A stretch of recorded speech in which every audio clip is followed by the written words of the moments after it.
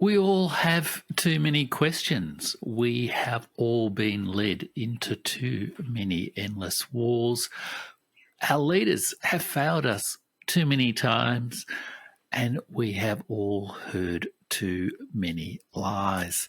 The theories people have about geopolitics don't match reality. The one reality we need to rethink geopolitics with is what has actually happened in the world with world history.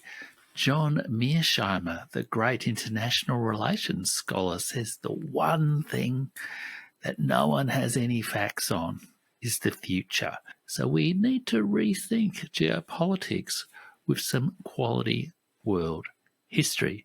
Now, when I say quality world history, I don't just mean any old historian posing as a prophet about the future.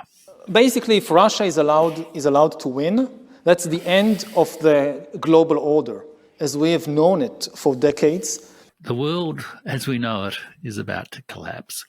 I don't think so. And if you'd like me to do a video on Yuval Noah Harari, leave me a comment below and I will do that for you. Oh, and by the way, my name's Jeff Rich. This is the Burning Archive. And on this channel, I look at history, culture, and world affairs today, but especially looking not just at the usual military and economic and political stuff, looking at some of the underlying cultural, social, historical patterns that underlie the type of world we're living in today. Why do we need to rethink geopolitics? I think there are basically 5 reasons. So I'm going to quickly give you these 5 reasons, and then I'm going to offer you a possible solution. The solution is to rethink geopolitics with world history, and I'm going to show you how you might do that in some really simple ways that are accessible for anyone. You don't need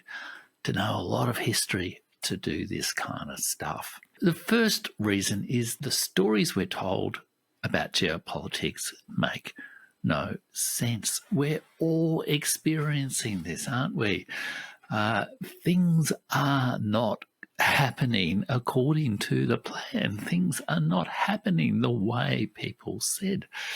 Events in Eastern Europe, events in Western Asia, events in Africa, even events within the West, within America and in Europe, are really not going to plan. So there's something wrong with the big geopolitical ideas that all the media analysts and all the politicians and the academics are using to try to make sense of the world. The story them telling us is simply not hanging together. That's one reason why we need to rethink geopolitics now. The second reason is so many of the ideas about geopolitics have become faith rather than fact.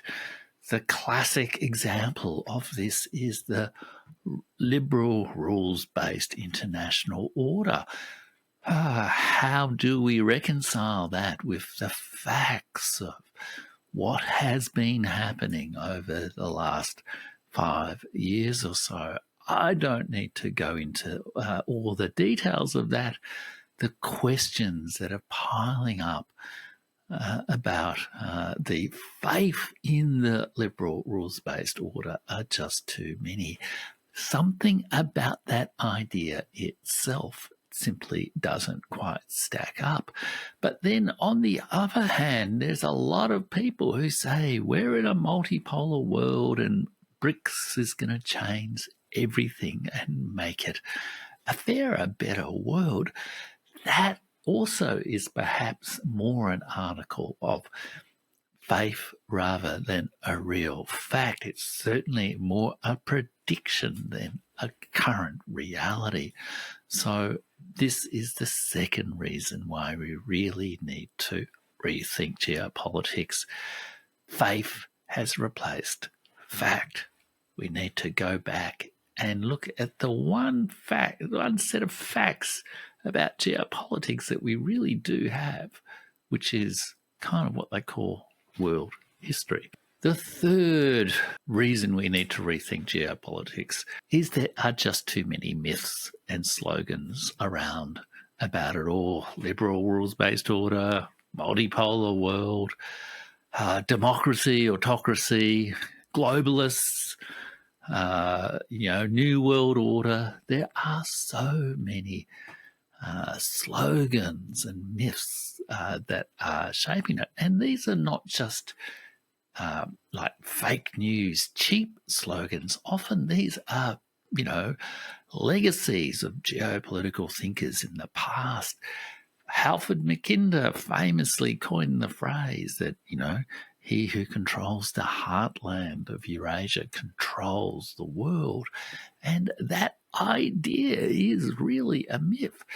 Some people even say the whole idea of the West is a myth. When so many of the concepts that are routinely used to analyse, interpret and strategize about the world, about geopolitics, are really myths, don't really hang up, don't really stack up with what we actually know or can reasonably interpret from history, then we have a problem. The fourth reason we need to rethink geopolitics is the last thing we want to do faced with failing theories, too many slogans, leaders who can't be trusted anymore, media that can't be trusted anymore, is to do what a lot of people do, which is to jump a little bit quickly to some alternative big ideas that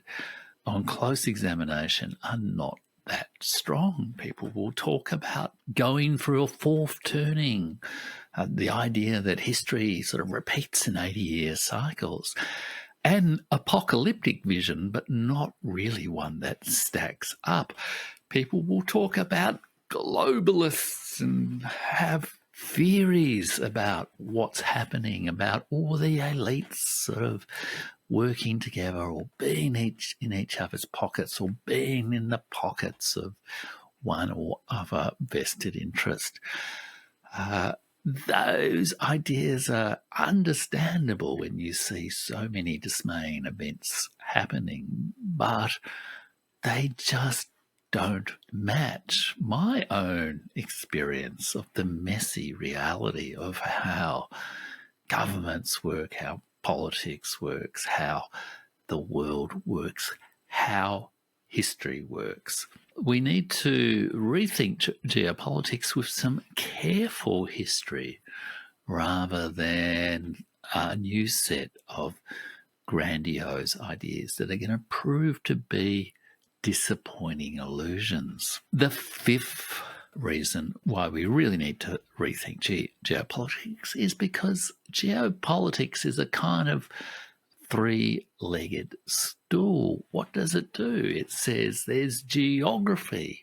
There's a map of the world which we can define how people act in relationship to, because China and Russia are continental powers. They're going to act in a certain way. Because the United States and Britain are oceanic powers, they're going to behave in a certain way. And then there is, or because they are a certain kind of culture and civilization defined on a map because they're Orthodox or Hindu or Sinic or Western, they're going to behave in a certain way, good or bad. And then it combines that with politics, and politics is here really defined as great power politics in international relations. And that great power politics is fundamentally a kind of game theory. It tends to strip away the real complexity of the world, of world history, into a strategic game between the hegemon and the rival 1, 2, or 3 powers. It eliminates the real complex reality of the world and treats the world really as just a power game between great states, great powers acting as gorillas in a cage, fighting it out to see who's going to be boss.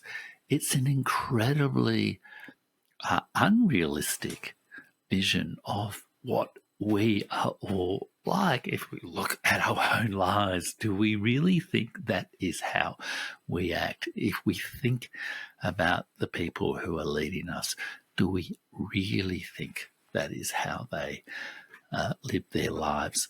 And hence, it is a theory that doesn't really hold up against history. So there are 5 reasons. The story we get makes no sense. The story in media and the politics has become faith and not fact. There are too many myths and slogans out there. And because of all this deception and misinformation and twisting of the truth, there are too many people jumping onto hastily conceived ideas in the wish that they could smash through the difficulty of actually making things better. And then finally, geopolitics itself as a way of thinking is a 3-legged stool without history. It's got the geography, but a very deterministic view of geography. It's got the politics, but a very stripped down, unrealistic game theory view of politics as a strategic game between great powers. But it doesn't have the unique, extraordinary reality of history, of world history. There was a French writer in the early 20th century, Paul Balerie, who once said that history is the science of what never happens twice. It is all about seeing what is the unique time, the unique situation we're in. And that's why I think we really need to think about our changing world today, which is what people are trying to get to when they worry and talk and share news and ask questions about geopolitics, when they try to think independently themselves about geopolitics. We try to get to that unique reality, to see the world clearly the way it is, not as it is described in our ragged, decrepit, and no longer convincing stories about geopolitics. And if you're interested in actually thinking independently about geopolitics, there's some simple things you can do to do it. Read widely in world history.